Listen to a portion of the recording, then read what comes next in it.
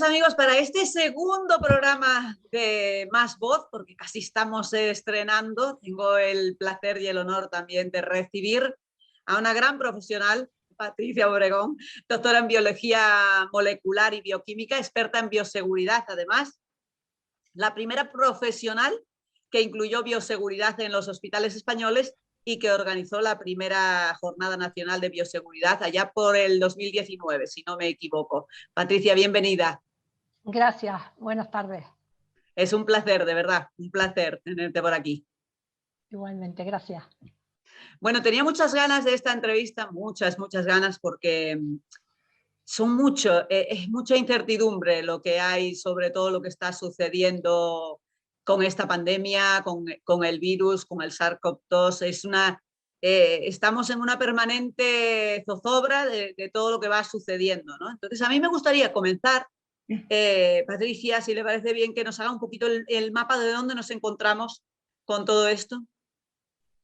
Bueno, desde que la pandemia comenzó en 2019, como todos sabemos, pues bueno, las cosas han ido en principio yendo a peor porque se ha convertido en una pandemia, pero poco a poco al mismo tiempo también se han aunado los esfuerzos de los distintos países para poder sacar soluciones. En este sentido, pues bueno, ha habido medidas de seguridad que han puesto las autoridades, ha habido desarrollo de vacunas que se han hecho en tiempo récord y bueno, poco a poco se han puesto todas las intenciones para pararlo. Ahora mismo, sin embargo, vemos que que seguimos sin que sean suficientes esas medidas y que las vacunas no van a ser el escudo absoluto para pararlo. Entonces ahora mismo nos encontramos en esa situación en la que todavía tenemos que frenar esto de forma significativa para que el virus, aunque no desaparezca, pero ya no tenga el impacto que tiene, y controlar la aparición de las mutaciones y de las variantes que están apareciendo ahora y que eso nos está complicando la situación. Entonces, lo que digo, por un lado, hemos avanzado en el desarrollo de fármacos, de vacunas, pero por otro lado,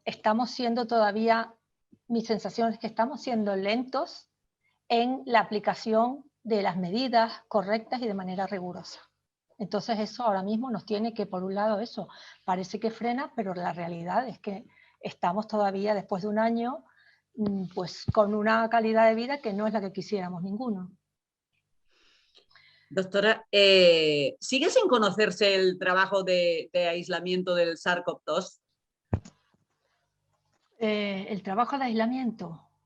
Sí, porque todos los expertos, yo voy a tirar de notas porque a veces yo me pierdo un poquito en todo esto, no es mi materia y es complicado para mí, pero todos los expertos hablan de que todavía no se conoce ese trabajo de aislamiento que se tenía que haber hecho para diagnosticarlo bien, ¿no? Bueno, de los pacientes, pero sí se ha secuenciado, sí se ha aislado y se conoce el virus, se ha secuenciado y de hecho por eso sabemos que se trata de una infección y una enfermedad causada por este virus y por eso conocemos también las variantes. Eso que se dice de que no se ha aislado, a ver, ahí hay una controversia. Hay científicos que lo apoyan y otros que no les es suficiente, pero bueno, de hecho el virus, claro que se ha identificado y para eso se ha tenido que aislar. Cuando hablamos de este virus, cuando hablamos de todo lo que está sucediendo, lo que se ha instaurado directamente en toda la población es el miedo. O sea, porque además Sí. si nos inocula directamente todos los días en televisión, todo el tiempo, es el miedo. No sé si eso juega a favor o juega en contra. ¿Qué cree usted? A ver, yo creo que tiene dos vertientes. Por un lado, es importante tener un poco de miedo, porque el miedo es lo que hace que tengas precaución, estés alerta, pero por otro lado, si el miedo es excesivo y es dentro de una incertidumbre constante es perjudicial, porque la gente al final no va a poder con una situación así durante mucho tiempo. En este caso, el problema que yo veo es que, claro, la información que se da se ha tratado de dar muy rápida, pero esto ha llevado a contradicciones continuamente. Hoy se dice una cosa, mañana se dice lo contrario, hoy se dice que se transmite de una manera, mañana se dice que es de otra. Eso, claro, a una población que no es profesional del tema, pues la desajusta, ¿no? Por otro lado, ¿qué pasa? Que las personas buscan información en todos sitios y no solo en los sitios oficiales o profesionales. Y eso hace también que adquieran y reciban una información errónea. Eso incrementa el miedo y la incertidumbre. Entonces, lo que digo, el miedo, si está regulado, es bueno porque hace que la gente responda bien y tenga cuidado y aplique las medidas de seguridad o de bioseguridad, porque en este caso siempre lo digo de seguridad biológica, pero por otro lado se le debe dar la tranquilidad para que mantenga la serenidad ante una información veraz y no mezclada. No sé si usted coincide conmigo en que el debate, la conversación y no la utilización del desprestigio, porque yo escucho a muchos profesionales y a veces ya cuando se salen de la tónica que se supone que es la línea que tienen que seguir y punto, pues ya se utiliza el desprestigio, ¿no? En la actualidad lo que se utiliza básicamente es la estrategia de llamar bulo a cualquier crítica, aunque sea seria, ¿no? Porque ustedes como profesionales, claro, tienen un bagaje tremendo, encima se lo han trabajado, se han dejado parte de su vida investigando, trabajando, o sea, el reconocimiento de todos los seres humanos, creo que todos los que somos conscientes lo tienen, ¿no? Pero todos, y independientemente de que unos puedan creer que estamos en momentos que también complicados, porque a lo largo de la historia no es conspiranoico pensar que pueda haber una conspiración, porque a lo largo de la historia siempre lo ha habido, siempre se han derrocado gobiernos de esa manera y siempre se han intentado manipular a la población y a las masas de esa manera. Entonces tampoco es, no sé, la utilización todo el tiempo en vez de tener diálogo, porque lo que nos falta a la población, por ejemplo, al general, porque yo hablo de mí misma porque yo en esto pues intento preguntar a los que saben, pero no tengo ni idea. Entonces, cada vez que me llega una información, a veces son muy contradictorias. Y en vez de sentarse esos profesionales con rigor, con seriedad, esa gente con una crítica muy seria, ¿por qué no se sientan y al público, a nosotros nos exponen esas diferentes opiniones y llegan a un punto donde además sea bueno para la población, ¿no? Sí, sí, cierto. Yo lo que he visto en esta pandemia es que realmente, efectivamente, muchos profesionales, pero de muchos ámbitos, han hablado sobre temas que no eran precisamente de su ámbito. Eso ha hecho que se den informaciones incompletas y no precisamente correctas. Y por otro lado, lo que dice, no se han contado como debería haberse contado, pues con los profesionales realmente expertos en esta materia de riesgo biológico y de lo que es la biología molecular, que es lo que afecta a un virus, ¿no? Que son los científicos y dentro de ellos pues los biólogos moleculares, inmunólogos y bueno, también los epidemiólogos, los expertos en seguridad biológica. Eso no veo, yo no veo que se hayan considerado y se les haya dado una prioridad para poder explicar toda la situación alrededor del virus, de la pandemia y de la información que se debe dar y cuál es errónea y cuál no. Por ejemplo, yo escuchaba a una doctora, la doctora María José Albarracín, no sé si usted la conoce. Ella decía, por ejemplo, que desde luego ella cuando hablaba hasta como profesional, que no tenía para nada la verdad absoluta ni pensaba tenerla, y además que la ciencia, nadie tenía la verdad absoluta, ¿no? Que muchas veces había muchas cuestiones que todavía se podían contrastar, ¿no? Y apuntaba que hay nuevas tendencias también en bioseguridad, en biología, que son punteras y que no se quieren admitir tampoco en el estado este formado ya, que no quieren abrirse a esas nuevas, ¿no? Sí, eso clarísimo. Yo también estoy con ella. Una de las cosas que he visto es precisamente que no se han utilizado ni los conocimientos, a ver, no todos los conocimientos que disponemos, tampoco las tecnologías ni los recursos profesionales, precisamente lo que decía esta doctora, ¿no? Hemos estado toda la pandemia hablando, por ejemplo, de mascarillas, luego del medidor de CO2, muy tarde ya en la pandemia, de las instalaciones de tratamiento de aire, de filtración de aire, en definitiva de limpieza de aire, pero muy tarde a lo largo de la pandemia. Y esos son conocimientos que los profesionales como yo y mis colegas tenemos desde hace mucho tiempo y que sabíamos perfectamente cómo se tenían que aplicar. Y de la misma manera que las tecnologías, pues lo que digo, los filtros, las distintas instalaciones para poder controlar la filtración del aire y todo eso, de la misma manera los distintos profesionales que tienen una serie de conocimientos precisamente sobre seguridad biológica y riesgo biológico, ya no sobre biología molecular o bioquímica o inmunología o clínica, no, sobre riesgo biológico y seguridad biológica, que tampoco es epidemiología. Y eso también ha fallado. Yo, como le dije antes, he tratado y sigo tratando de aplicarlo y de implementarlo, pero está llevando un tiempo. Yo no entiendo por qué. Creo que es porque no se... Precisamente eso, ¿no? No se habla lo suficiente, no nos comunicamos lo suficiente y no estamos enterándonos realmente de los recursos de los que disponemos. Quizás porque a los humanos nos cuesta siempre abrirnos a lo nuevo, ¿no? Estamos como muy anclados siempre, y quizás también los profesionales, ¿no? De determinados ámbitos, están como anclados al sistema que lleva funcionando, pero claro, al final, donde estamos ahora, yo, a ver si coincide conmigo en esta reflexión, ¿no? Digo, estamos en el siglo XXI y estamos utilizando fórmulas que se utilizaron hace siglos, y más con una pandemia, y que todavía en el momento que estamos, que tengamos que aislar a nuestros mayores, que me parece una de las cosas más dolorosas que hemos podido vivir en estos tiempos, doctora, estoy segura que en eso sí que coincidimos, es una tristeza lo que ha sucedido con ellos y con sus familiares. Yo de verdad, a veces me cuesta ponerme hasta en el papel de ellos, porque digo, qué triste debe ser tener a un padre, a una madre, a una persona querida ahí y no poder acercarte a ella, no poder abrazarla,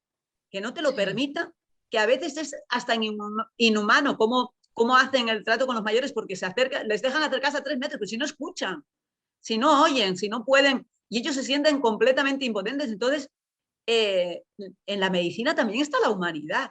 ¿Y dónde queda la humanidad en todo esto? Aquí hay un problema y una verdad. El problema es que cuando estamos ante un riesgo biológico alto y una pandemia, porque ya es una pandemia, no estamos hablando de una epidemia o un brote epidémico, es que es una pandemia.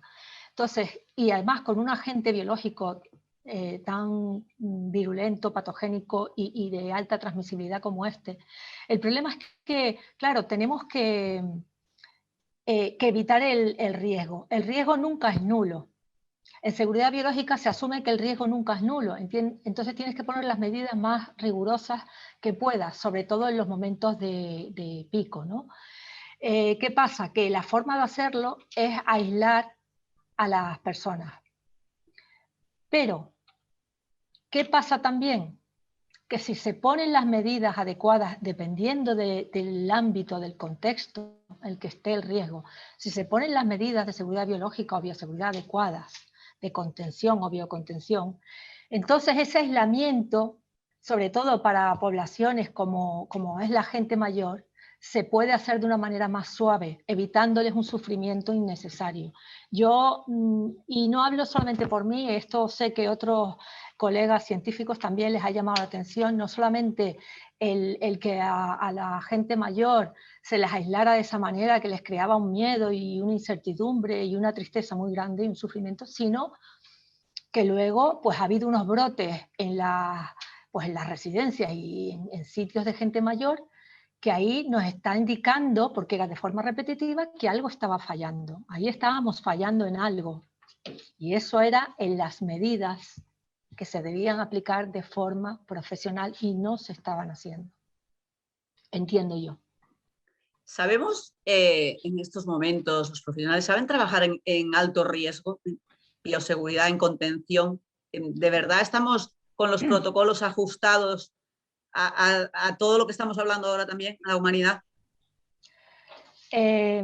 Lo cierto es que los profesionales que están preparados en bioseguridad y biocontención y alto riesgo son aquellos, los científicos, ni siquiera todos, los científicos, normalmente los biólogos moleculares que trabajan en esas condiciones, y dentro de esos los que además se especializan o nos especializamos en bioseguridad y biocontención, ¿no?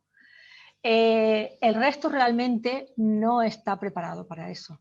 Por eso yo siempre he insistido en que ciertos ámbitos, sobre todo desde que la OMS empezó a decir que había que estar preparados para una posible pandemia, de que la globalización estaba aumentando ese riesgo y todo esto, pues yo, como profesional de bioseguridad, ya no como científico, sí me he preocupado de que los distintos ámbitos, sobre todo los hospitales, se prepararan. Pero ahí vamos con un gran retraso. No están preparados para esto y necesitan un apoyo, una ayuda importante. Ya hemos visto lo que pasó en esta pandemia al principio, ¿no? El material se podía haber repartido de otra manera, se podía haber usado de otra manera. O sea que eso es una parte, es una lección, pero además una lección que hay que aprenderla ya y aplicarla ya. Bueno, vamos a hablar de esas nuevas cepas, de esa variante británica, por ejemplo. ¿Qué es una variante? Para que todos nos entendamos. ¿Cómo se detecta? A ver, una variante realmente es un virus que después de haber sufrido una serie de cambios en su genoma, en este caso el RNA de este virus, pues ya se diferencia del original. Eso es una variante. Hay una serie de cambios, una serie de mutaciones, los cambios son las mutaciones, que se estabilizan. Ese virus con esos cambios sigue adelante, sigue transmitiéndose, sigue multiplicándose y se separa del virus original. Entonces es una variante que salió del original, pero no es igual que el original. Cuando aparece, por ejemplo, la variante británica, ¿es cierto que aparece después de iniciarse la vacunación con la vacuna Pfizer? Yo yo también en algunos aspectos también tengo mis preocupaciones y mis dudas, obviamente, como profesional y como ciudadano, pero lo veo desde el punto de profesional. Sin embargo, en este caso, yo creo que cuando empezaron a aumentar la incidencia de casos en Reino Unido y habían empezado a vacunar, era muy pronto, o sea, empezaron a aumentar los casos muy pronto después de que se empezó a hacer la vacunación. Es decir, no había habido tiempo de que se hubiera desarrollado una protección en las personas vacunadas.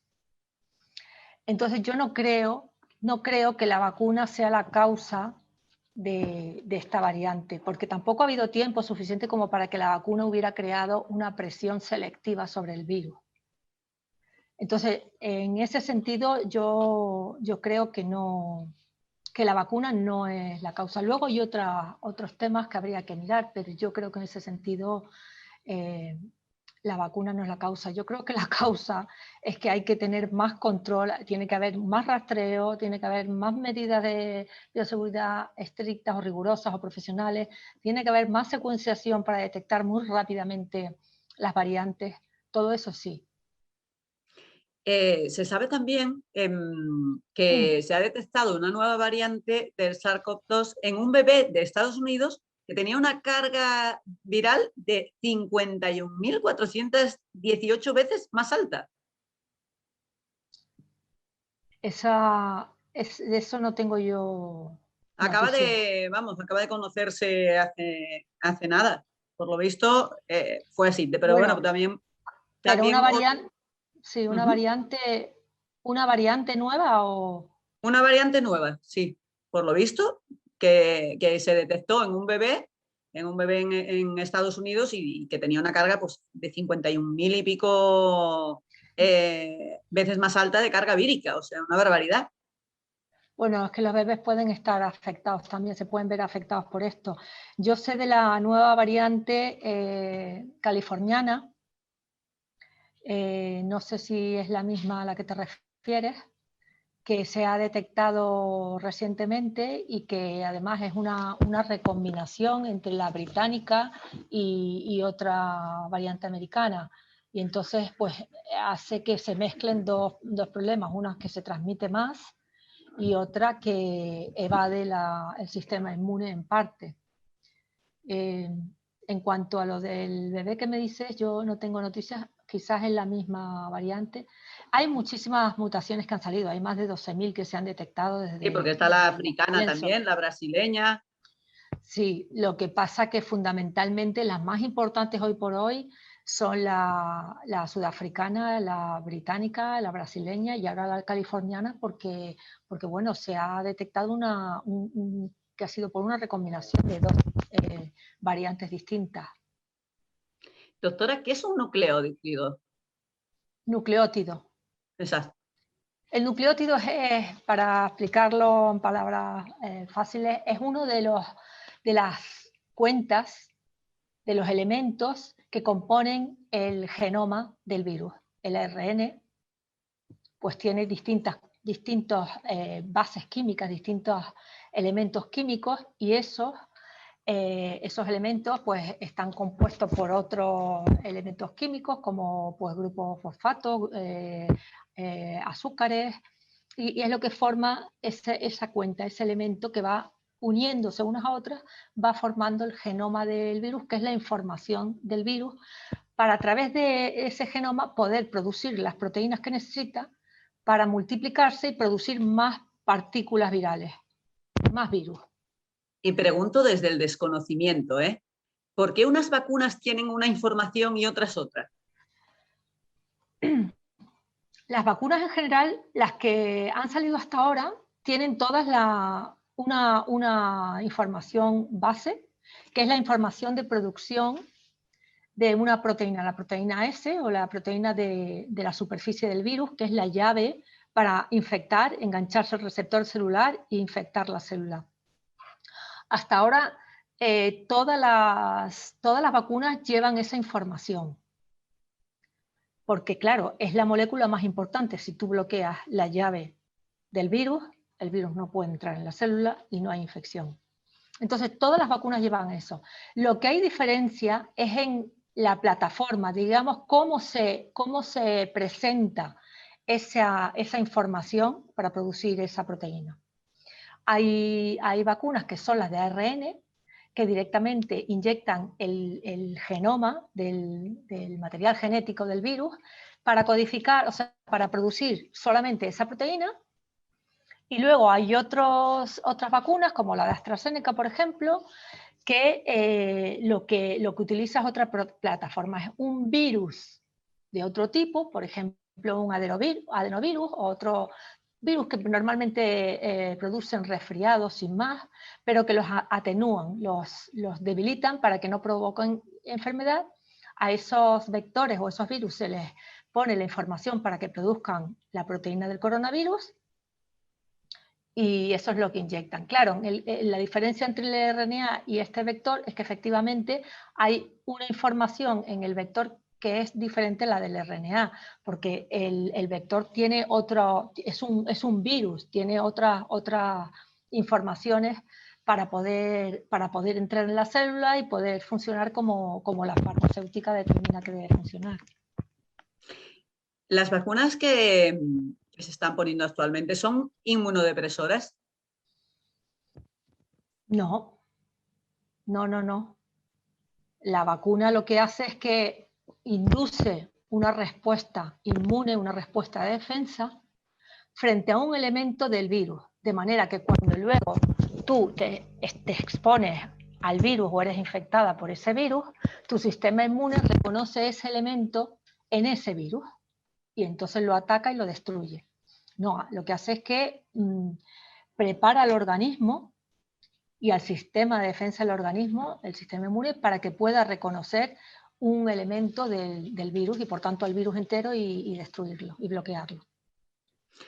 Las vacunas han sido autorizadas por emergencia, pero no están aprobadas.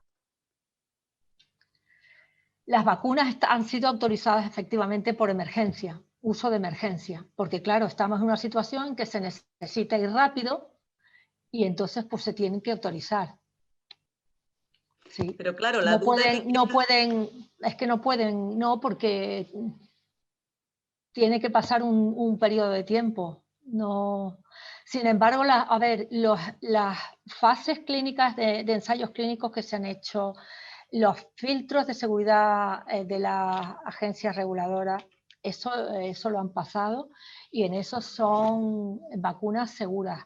Ten en cuenta que ya llevan muchas personas, millones de personas que se han vacunado y también los voluntarios han sido muchos más voluntarios que los que normalmente se presentan para estas cosas.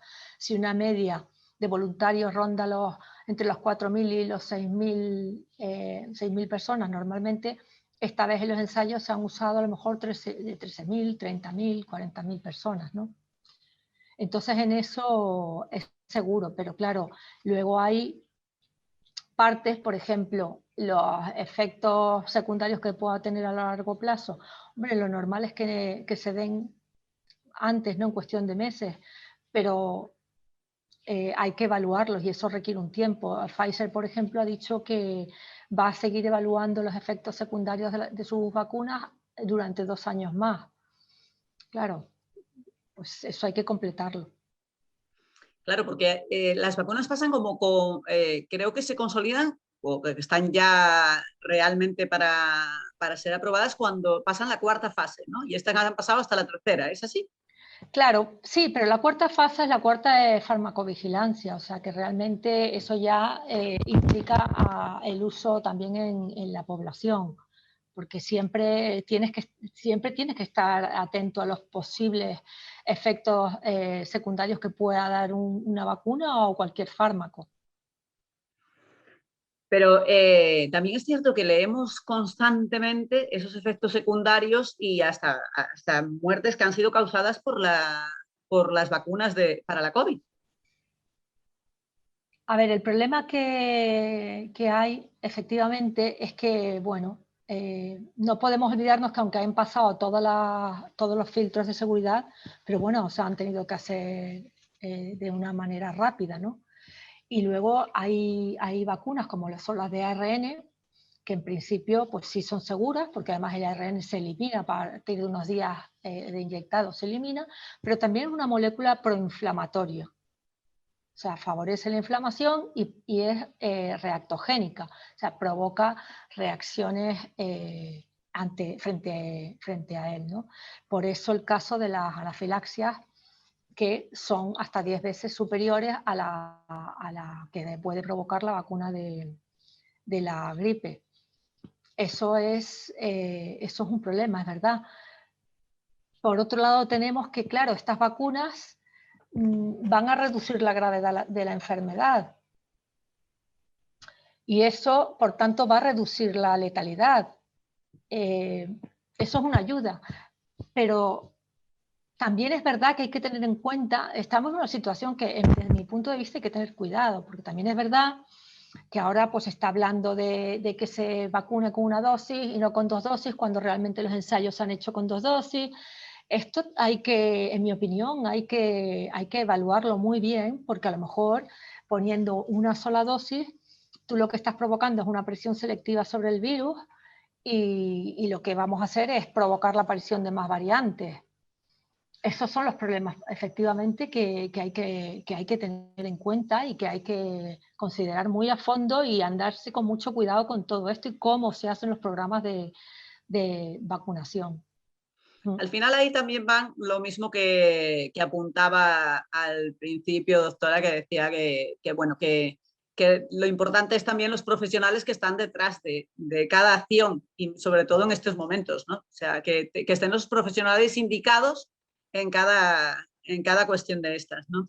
Porque claro, también hemos visto una de las cuestiones que a todos nos ha preocupado es, por ejemplo, una noticia, por ejemplo, de una residencia de mayores donde no había habido ningún caso durante toda la pandemia y resulta que les ponen la primera dosis de la vacuna y bueno, se ponen un poco malos y todavía les ponen la segunda y ya algunos han fallecido y otros están fatal.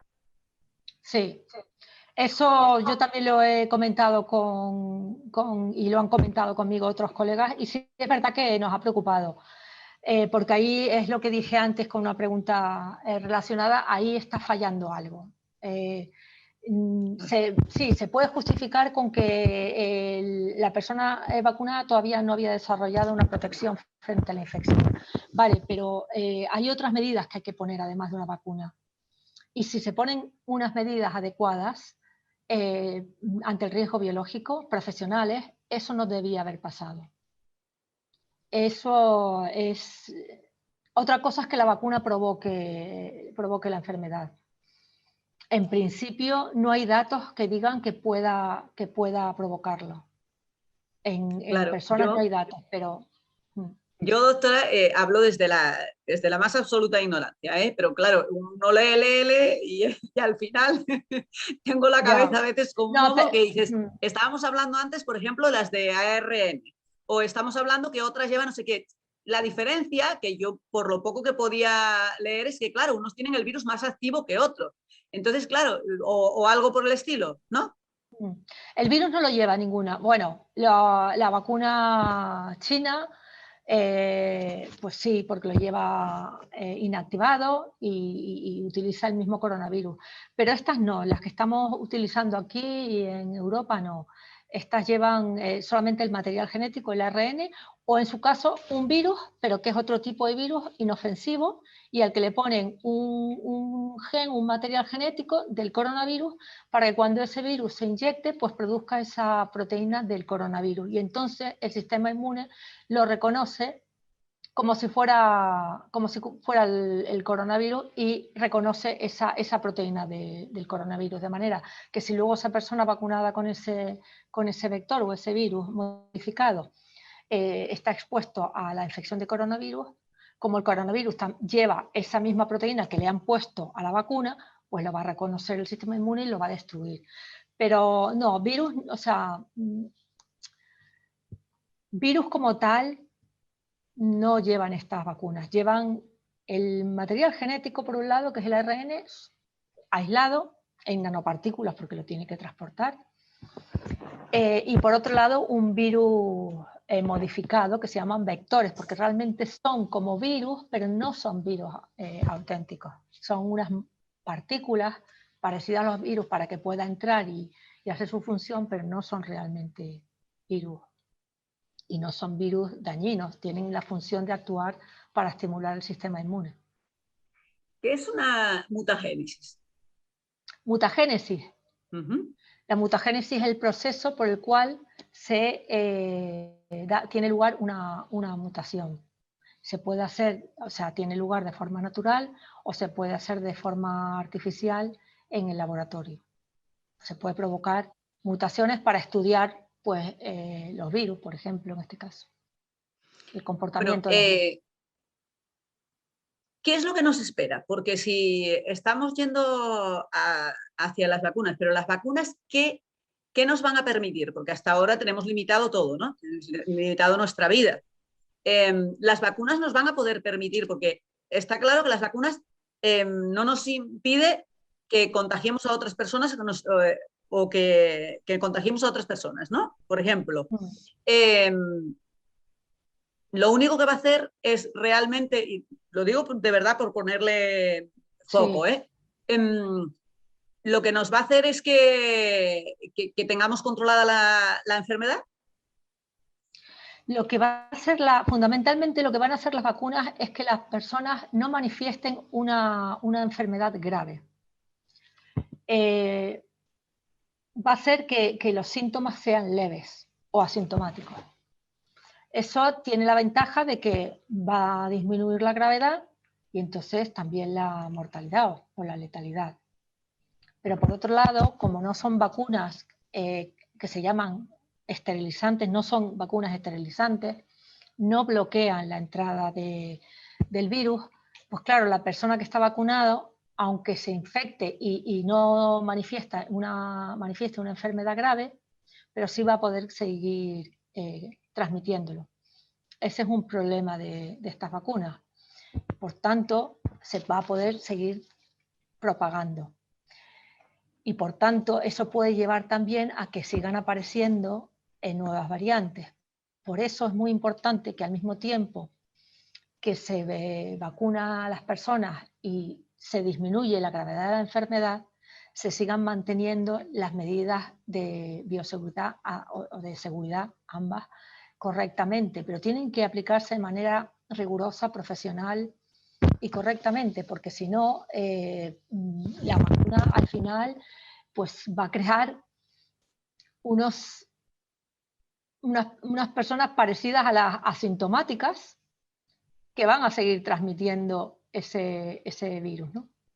Entonces, no es fácil la situación, hay que tener en cuenta los dos aspectos, hay que verlo desde los dos flancos y atajarlo bien, porque si no, lo único que vamos a hacer es complicar más las cosas. Y esto no lo digo yo, es que se está viendo, están saliendo variantes, van a seguir saliendo porque el virus va a seguir mutando, y mientras tenga la posibilidad de seguir pasando de una persona a otra, lo va a seguir haciendo.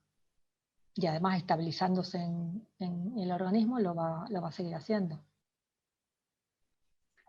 Cuando hablamos de salud, una de las cuestiones que se nos plantean a todos es el pensar, claro, detrás de todo esto hay dinero. Y ya sabemos que cuando hay intereses y más de dinero, pone en duda ciertas cosas, ¿no? Yo no sé si usted cree que el tema de las vacunas, por ejemplo, y ciertas cuestiones tan importantes y tan de salud, deberían ser, no deberían estar en manos de intereses, ¿no? Sí, efectivamente no debería ser así, pero en la gran mayoría de los casos es. Ahora recientemente la OMS, de hecho, ha dicho que se deben retirar las patentes de las vacunas para que se apliquen de forma pública y que todo el mundo tenga derecho a ellos. Pero bueno, lo acaba de solicitar, ya se verá, pero efectivamente, porque sí, claro, eso lo sabemos todos, hay un interés económico. Ahora mismo también hay un interés yo creo que individual de todos, porque estamos en medio de una situación que todos queremos terminar, pero efectivamente también hay un interés económico detrás. Pero bueno, vamos a ver qué pasa con esta solicitud de la OMS. Ahora el tema del pasaporte sanitario, Patricia, ¿cómo lo ve usted? ¿Cree que se debería hacer? Porque al final un poco también están las libertades del ser humano, ¿no? No sé hasta dónde tenemos, claro, después el que no se quiera vacunar, porque a mí, por ejemplo, sinceramente, yo todavía, a mí no me corresponde vacunarme todavía, desde luego, no me ha tocado todavía el turno, pero de aquí a que me toque no, me lo pensaré si me voy a vacunar o no. Hablo por mí, ¿no? Entonces, claro, porque hay muchas dudas, a mí se me plantean muchas dudas todavía, por eso al principio le decía que qué falta tenemos de que se sienten y los buenos profesionales, los profesionales como usted, que se sienten delante nuestro y nos expliquen para que asumamos cómo es, porque claro, viendo lo que sucede y viendo hasta dónde nos va a afectar y viendo todo es como, uff, y después otra cuestión, porque claro, hay otra cuestión muy, muy grande. Cuando a mí me ponen una vacuna, nadie se hace responsable de los problemas que pueda tener. Entonces, claro, si nadie se me hace responsable, porque si a mí el que me la vende me dice, no se preocupe usted, que si usted tiene un problema, yo respondo. Ah, vale, bien, pero no, me piden a mí que yo firme, que responda yo. Entonces, claro, nos quedamos ahí. Yo personalmente pienso que las vacunas son seguras y que probablemente no vayan a dar muchos problemas en cuanto a lo que puedan provocar. Y hoy por hoy, con la información que tengo. Pero claro, no son vacunas esterilizantes, entonces no están protegiendo totalmente, con lo cual el que sean obligatorias yo creo que no debería ser una opción.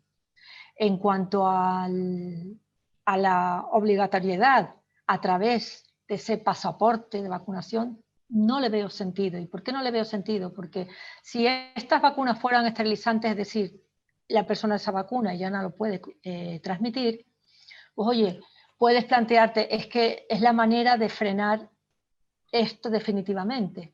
Pero si tú te vas a poner una vacuna que no va a hacer que impidas el transmitirlo a otras personas, el que te exijan un pasaporte de estas características yo no le veo sentido. Le veo más sentido a que se ponga otro tipo de medidas como pues, controles en los aeropuertos con test de detección, exigiéndolos, porque en muchos sitios se dice que se hace, pero luego llegas a los aeropuertos y no te lo piden. Y eso es así y creo que hay que ser serios en esto, ¿no? También pues la cuarentena, pues si quieres ir a un sitio tendrás que hacer cuarentena y ahí tendremos que apechugar todos. Pero en cuanto a la obligatoriedad de la vacuna, creo que es una opción personal y creo que las personas deben tener el derecho, independientemente de que yo creo que son seguras, hasta lo que se sabe ahora, pero creo que deben tener el derecho a decidir y desde luego también creo que el pasaporte no le veo sentido porque los vacunados van a seguir transmitiendo el virus. Es que a veces en todo esto tenemos a veces la sensación de que estamos dando como una falsa seguridad en muchas cuestiones que no es real. Que después realmente no es así. Sí, realmente lo que tenemos es eso, la posibilidad de, que no es poco, la posibilidad de disminuir la gravedad de la enfermedad, porque este virus te puede provocar una enfermedad muy grave, hasta la muerte, y luego dejarte secuelas muy serias. Entonces la vacuna te da la posibilidad de evitar eso, pero nada más, nada más. ¿Cree usted que los profesionales expertos como usted se han visto en este tiempo presionados también? Quizás por esa necesidad imperiosa de tener una solución ya, también por intereses de grandes empresarios, de aerolíneas, de todo, ¿no? Que un poco presiona porque, claro, se nos va la economía al suelo. Yo personalmente no, porque ahora estoy en otro aspecto de mi carrera científica y enfocada a lo que es la bioseguridad, ¿no? Entiendo que, claro, los científicos que están desarrollando las vacunas y los fármacos, pues sí que tienen que estar bajo presión, pero también porque hay una necesidad vital de que se solucione la pandemia, ya no solo por un interés económico. Pero claro, todo esto está mezclado. Ahí tenemos la información, yo tengo también la misma información. Claro. ¿Qué consideración le merece a usted que el hecho de obligar a dar a luz a una mujer con mascarilla? El problema es que yo lo que haría en el caso de una mujer que va a dar a luz es que un tiempo antes le haría una serie de test para ver si tiene alguna carga viral y luego ahí sí le exigiría una cuarentena con una serie de medidas para que no se expusiera a una posible infección. De esa manera no tendría que llevar mascarilla. En cuanto a que la puedan infectar el personal sanitario, esa es otra cuestión. Entonces, la manera de protegernos todos de alguna manera y en algún nivel, porque luego ya sabe que depende del tipo de mascarilla, es que la lleve. Pues no es agradable, desde luego, no es agradable. Y podría estudiarse la manera para evitarlo. Pero hoy por hoy es lo que se hace. Pero yo pienso ¿Dónde van a que... quedar? Ahora estamos hablando de esta enfermedad, del virus, de la pandemia, pero todas las secuelas que van a quedar, porque yo no sé si usted coincide que van a quedar muchas secuelas y que va a haber mucho, o sea, detrás de todo esto, detrás del SARS-CoV-2, detrás del COVID-19, hay una serie de problemas inmensos, de suicidios, de gente con problemas en todos los sentidos, no lo sé, de un montón de problemas que quedan detrás y que no hemos sido capaces de atajar, o que no se puede, no lo sé. No es juzgar, ¿eh? Es decir, es poner en A balanza ver, también todo, ¿no? hay, claro, ahí es que son muchos factores y hay personas que son más susceptibles a las presiones emocionales que otras. Ahí realmente no se puede culpar a nadie. Pero sí es verdad también, por otro lado, que esto se ha alargado mucho. Se ha alargado mucho y ahí pues hemos fallado y yo creo que lo importante es ver y rápidamente en qué hemos fallado. Yo creo que al principio se actuó tarde y esto no es una opinión mía única, lo sabemos, se actuó tarde. Yo ya en marzo, bastante apurada, aconsejé que se hiciera un confinamiento porque es lo más efectivo, sobre todo al principio, pero ya era tarde. Luego se hizo el confinamiento y eso fue correcto, pero luego lo que decía antes, pues no se han aplicado, no se ha requerido, por ejemplo, de los científicos, no se ha requerido de ellos como se debía haber requerido. No se utilizaron todos los recursos profesionales, todos los conocimientos, todas las tecnologías que se deberían haber puesto desde el principio. Y eso se hubiera hecho si se hubiera contado con científicos y expertos en seguridad biológica, porque se hubiera informado de todos los aspectos y de los detalles que se tenían que aplicar desde el principio.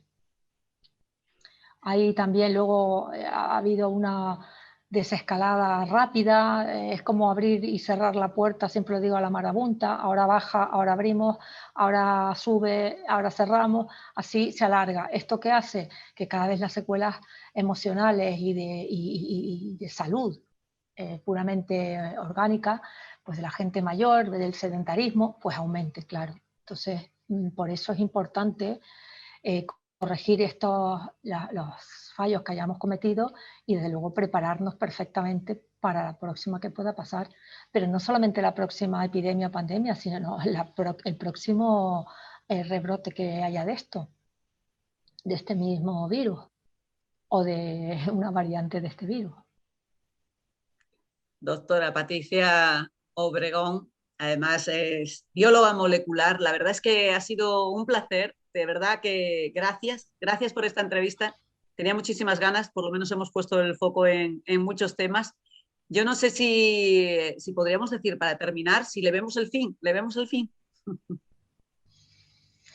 El fin tendrá que llegar, pero el fin que queremos no lo sé, porque este virus es un virus respiratorio que se ha instalado aquí, que está derivando en variantes que se transmiten mejor, pues es probable que ya se quede de forma endémica y con suerte estacional, ¿no? El fin tendrá que llegar porque tendremos que controlarlo a través de fármacos, que yo creo además que van a ser más efectivos que las vacunas. Pero bueno, entre fármacos, vacunas y sobre todo las medidas hay que aplicarlas correctamente, pero de verdad, porque si no, pero sí llegará, pero tardará, llegará, pero tardará un poquito más. Pues Gracias. ánimo, un abrazo enorme y gracias de verdad por asomarse a esta pequeña ventanita, a Más Voz. Además es la segunda profesional que pasa por este nuevo programa. Así que, y además mujeres, gracias. Gracias a usted. Un placer, de verdad. Igualmente. Gracias.